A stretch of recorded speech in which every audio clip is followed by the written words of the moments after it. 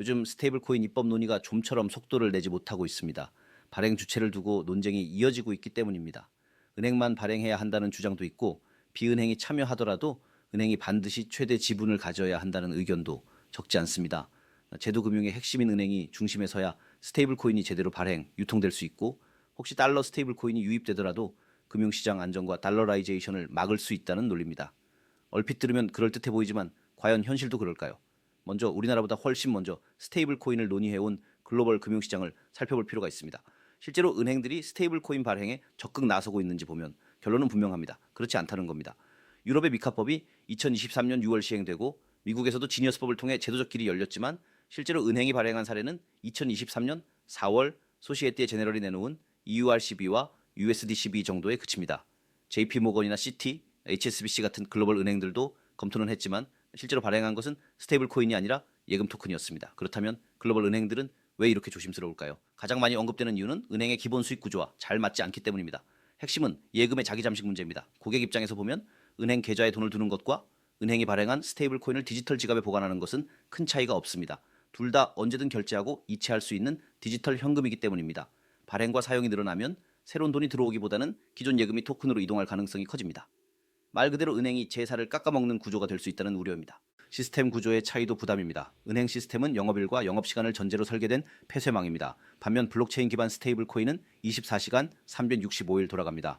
이를 맞추려면 별도의 시스템 구축과 통제 비용이 필요합니다. 시장에서는 글로벌 대형 은행 기준으로 초기 구축에 수억 달러, 연간 운영에도 상당한 비용이 든다고 보고 있습니다. 수익 모델이 아직 불확실한 상황에서 선뜻 나서기 어려운 이유입니다. 여기에 운영 리스크도 큽니다.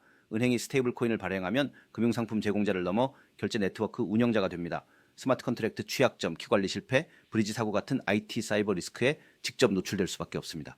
IT 기업이 아닌 은행으로서는 예금자 보호 등 엄격한 감독 기준까지 감안하면 부담이 클 수밖에 없습니다. 연결성과 속도 측면에서도 은행은 비은행이나 IT 기업에 비해 불리하다는 평가가 많습니다.